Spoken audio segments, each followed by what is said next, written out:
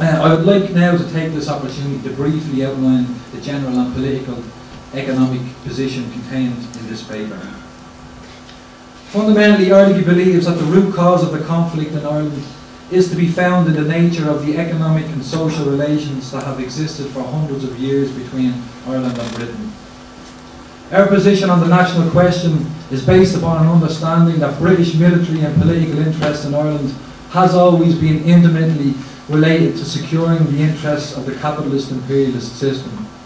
The updated ongoing occupation of the six-county area, involving the pro-British Proper Parliament at Stormont and the whole military security apparatus of paramilitary police, British troops, military installations, the intelligence agencies, etc., merely reflects the age-old British ruling class objective of securing and defending its interests in Ireland. When former British Foreign Secretary Jack Straw asserted that Britain must remain in Ireland in order to maintain its prominent status in bodies such as NATO, the EU and the UN, he was being honest. Ireland is important to Britain today, just as it always has been historically. It is in this context that we view the contemporary national struggle against British rule as being but one front in a much wider struggle against the joint system of capitalism and imperialism that currently dominates in Ireland and throughout the wider world. That is, if the source of the national struggle is the class struggle, then resisting class oppression must necessarily involve resistance to national oppression. Furthermore, and crucially, we are under no illusion as to the fact that the capitalist class ultimately has no allegiance to anything other than its own class interests. A capitalist from Ireland is essentially no different from a capitalist from England, or anywhere else for that matter. It is for this reason we state that the Irish capitalist class is an enemy of the working people of Ireland. It and those who support it are as much enemies of the working people of Ireland as the British political military establishment is.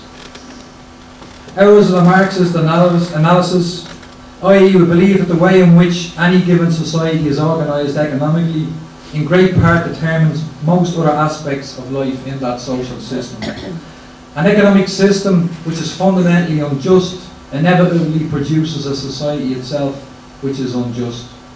It is our position that the way society is organised economically and socially under capitalism makes it inimical to the rights of people.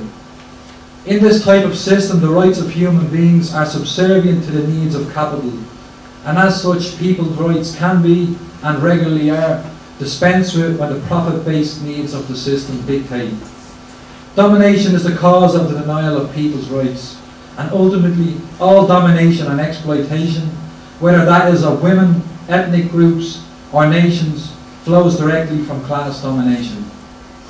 The motivation for class domination is the exploitation of the labour of the working class. Exploitation is a feature of capitalism in its periods of boom as much as it is in its periods of bust. The capitalist system depends for its very survival on exploitation. It is built into the very nature of how the system works. This is why the working conditions and wages of workers are constantly under attack under the capitalist system of economic production. This is borne out by the data released recently in the New York Times, which states, as unbelievable as it might seem, that corporate profits are at their highest levels ever in the United States. An annual rate of profit of $1.65 trillion for the relevant 3-month period, to be exact. This at the very same time that the workers of the world are being crushed under the weight of so-called austerity programs. Capitalism offers very little that it is in the interests of the workers to defend. It follows that there is every reason for working people to oppose and overthrow this system. Ultimately, the only viable alternative to the social barbarism of capitalism is socialism. Socialism offers the only hope for the realisation of the goal of society where people can be truly free. When Éirígí declares itself to be Republican, it does so because it interprets the ownership of Ireland by the people of Ireland to mean the ownership of Ireland by the working majority, who alone are capable of producing and sustaining the economic conditions necessary to meet the needs of all the people who inhabit this small island. We are at one with Pádraig MacPiarish in his assertion that the right of property is not good against the common welfare of the people. Furthermore, Éirígí opposed the position outlined in the 1990 Democratic Programme of the First Dáil, which asserted the right of the people of Ireland to the ownership and control of the nation's soil and resources, all the wealth and wealth-producing processes within the nation. For Éirígí, the Republican notion of ownership of the nation's wealth and wealth-producing processes requires that all natural resources, wealth-producing land, major industry and communication and transport networks should be under the collective control of the people of Ireland. It is not simply possible for private banking, stock exchanges and the insurance corporations to exist without the exploitation of the working class. These institutions stand in direct opposition to the notion of economic and social stability.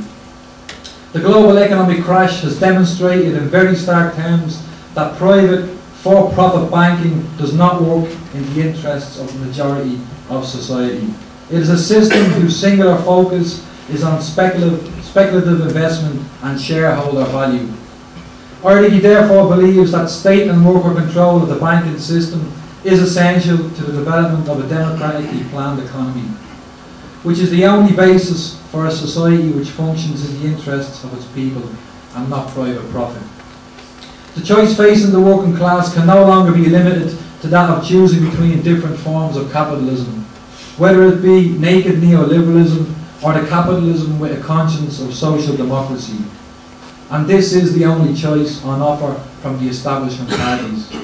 As a revolutionary movement, Éirígí's primary task at this stage in the struggle for freedom is to continue to highlight that neither formula is capable of serving the long-term interests of the working class.